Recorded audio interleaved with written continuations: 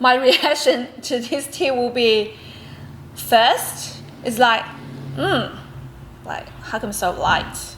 And then, wait a minute, something's going on here. And then, oh, something's really going on here. something's really going on here. Yeah.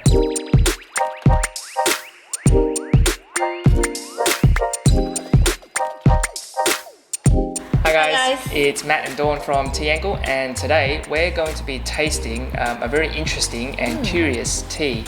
Yep. It's actually an aged Tie Guan Yin, and that was made in 2008. So we got this tea from one of our tea friends in Fujian, China, and he actually sourced it from like a pretty big tea company in Xiamen. Yeah, was actually very high grade Tie Guan Yin and was made as greener and lighter type of Tie Guan Yin back in the day. And it's been vacuum sealed and stored in a very clean and good environment. So today we are very excited to try this, aged Tie Guan Yin because it's been aged for more than 10 years, and we actually haven't tried any aged oolong tea that's been aged for more than 10 years. So, we've tried other types of aged teas like pu'er, white tea, sort of some of the more popular types of aged teas. But in terms of oolongs, we haven't had very much experience with aged oolong teas. So very excited to try this. Let's get brewing.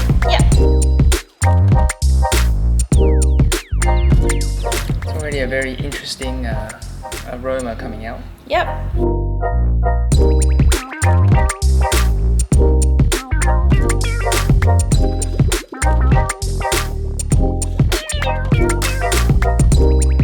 so it smells something underneath, like something wanting to come out. It's a very interesting, in terms of the aroma in the wet leaf. For me, it smells like tropical fruits. And not just normal tropical fruit, like it almost smells like a baked pineapple. Pineapple. Or roasted pineapple. Like, I don't know, roasted pineapple. Like, it's got a really interesting kind of tropical fruit smell, which is something that we don't normally associate with any kind of Tie Guan Yin.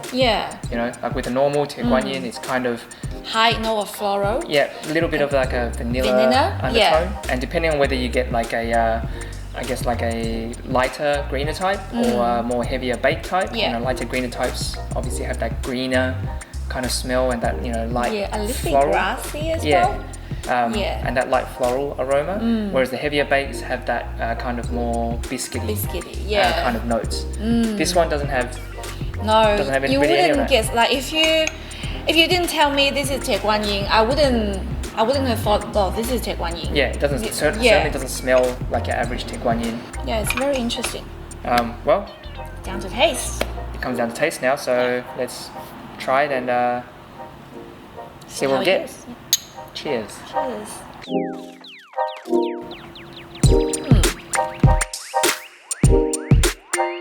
Hang on. Something's coming back. Oh, that's interesting. It's definitely like a light type of tea. Like the flavor itself, initial flavors anyway, is very light. But sorry, I'm just getting something now. There's a lot going on in the aftertaste part. So my reaction to this tea will be, first, it's like how come so light? And then, wait a minute, something's going on here. And then, oh, something's really going on here. Something's really going on here. So the first initial impression is kind of like, that's what am I tasting? Where's the flavor? But wait a moment, after you swallowed the tea, then all of a sudden all these like interesting kind of flavors start coming out. All this like kind of fruitiness sort of starts, sweetness as well. It just starts rising to the surface. Like it's not like a big wallop of sweetness or fruitiness. It's very subtle. You kind of need to pay attention to it. But it's definitely there. And when you had a second sip, and then more and more things going on, and that's why you have this kind of like wow reaction. Definitely. I mean, texture-wise, it's definitely a nice texture. Like, it's quite smooth. It's quite smooth, Now that it's kind of cooled down a little bit, it's also getting quite like thick and quite luscious as well. So at least it has a good, really good texture for a tea. Flavor-wise, it's still very light, but as I said, those aftertaste that comes a little bit later on. Yeah. Like that's definitely there. Like let's brew up another infusion and let's see how it goes. Yeah.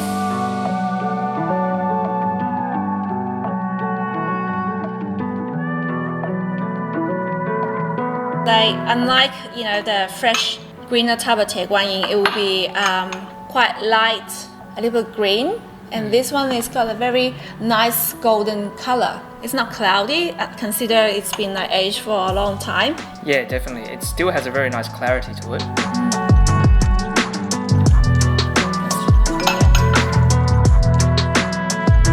Now I can smell a little bit more of the roasted note. Still definitely getting that roasted pineapple kind of aroma coming out. Yeah. So now when you taste it, not just from the wet leaves, you can actually taste a little bit as Matt said, roasted pineapple kind of flavor from the tea as well. Yeah, in the aftertaste. Not too much on the initial flavor. Like that initial flavor, once again, it's very, I guess the best way to describe it also is very clean. Very clean, yeah. Clean. And I guess when they're talking about storage of any kind of aged teas, the environment's very important. Yeah.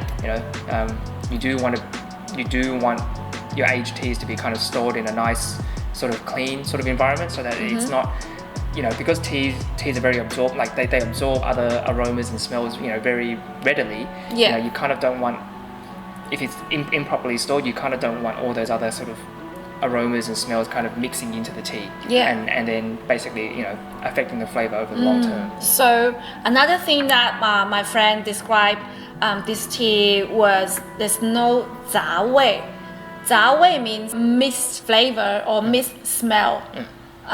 So mixed that's aromas or mixed flavors. Yeah, so that's very important when we trying to taste and judge whether or not it's a good aged tea.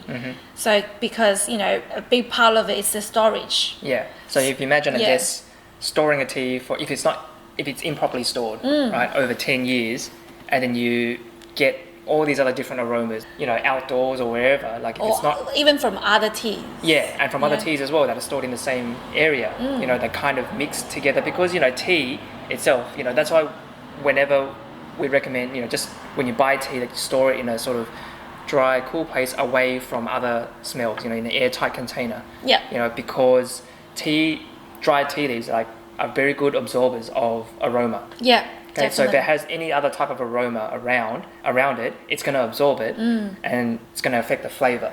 Yeah, definitely. Yeah. So with improperly stored tea over 10 years, 12 years, you're going to get what they call 杂味. Yeah. So that mixed flavor, that mixed aroma, which is undesirable. No, you don't want that. Yeah. At all. Because that's going to take away and detract and destroy the purity of, of that tea. Yeah. And what that tea is meant to taste like. Yeah.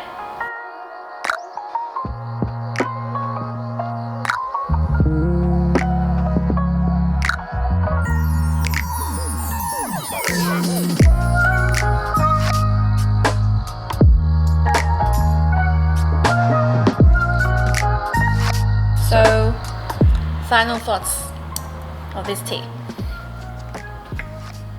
My final thoughts on this one, it's definitely an interesting tea that rewards the patient.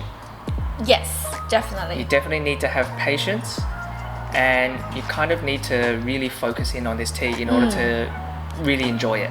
Yeah. I think it's not your typical Tie Guan Yin, and if you're not really paying attention, you're not going to get the most out of it.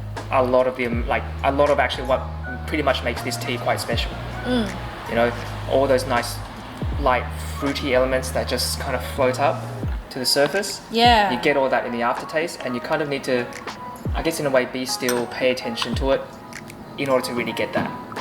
Yeah, I guess it's very interesting, right? you don't often get a lot of fruity note from a Tie Guan Yin. Yeah. Or even from southern Fujian type of oolong tea. And as I said, it's not like a fruit punch kind of flavor. Like it's not like a wallop of fruitiness. It's very subtle.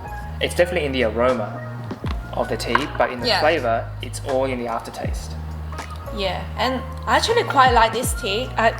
Maybe because it's been aged for for more than 10 years, the texture is really smooth, and you won't get any bitterness from the tea at all. Yeah. You know, sometimes when you try some oolong teas, it does get bitter, especially dantong. It gets like bitter quite easy if you don't pay attention to brew the tea, especially if you just over brew it, over steep for 2-3 seconds, sometimes even. It does get bitter, but this one, no, I don't think you get any of those. So it's a very interesting tea. Not your typical Tie Guan Yin. Nope. If you want to know, what is exactly Tie Guan Yin, probably not this one. This wouldn't be the tea to try. But if you want to see what Tie Guan Yin can become, this is definitely an interesting tea to experience. Yeah, and it definitely rewards patience. A very pleasant surprise. Yes, very pleasant surprise. Yeah. You wouldn't think it's a 12-year aged tea. Yeah, but how about you tea lovers out there? I mean, what were some of the most interesting or surprising kind of teas that you've managed to try? Yeah. I mean, whether it's aged or fresh teas. Comment below with some of your experiences. And anyway, that's the end of our video today. Hope you enjoyed it. If you did, please hit that like button and subscribe to our channel if you haven't already. And we'll be back again next time with some more tea videos. Bye guys. See you guys.